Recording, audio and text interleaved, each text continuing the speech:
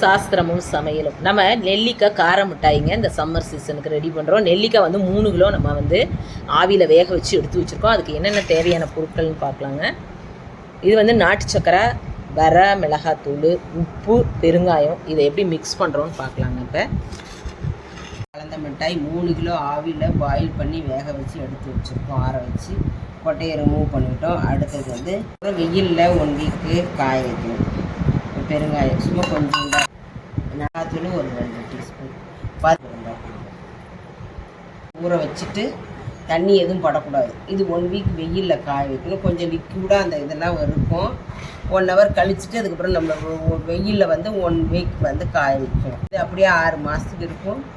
நல்லாவும் இருக்கும், டேஸ்ட்டாகவும் இருக்கும். பதமாக காய வைக்கணும், ரொம்ப ட்ரையாக காய வைக்கக்கூடாது. நான் 1 வீக் கழித்து உங்களுக்கு வந்து காமிக்கிறேன். இந்த அளவுக்கு நம்ம வந்து இதை வந்து நல்லா மிக்ஸ் பண்ணிக்கணும். மிக்ஸ் பண்ணி ஒரு ஒயிட் ஷீட் போட்டு இதை நல்லா வெயிலில் காய வச்சு ஒரு 1 வீக் எடுக்கணும். எடுத்துகிட்டு நான் உங்களுக்கு காமிக்கிறேன்.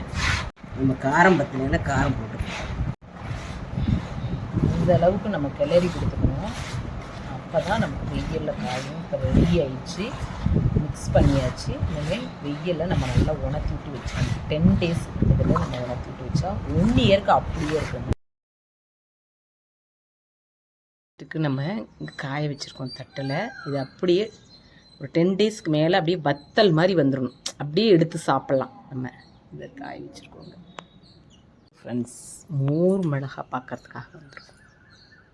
நம்ம வயலில் போட்டிருந்தோம் இல்லைங்களா, இது காய வைக்கிறதுக்கு.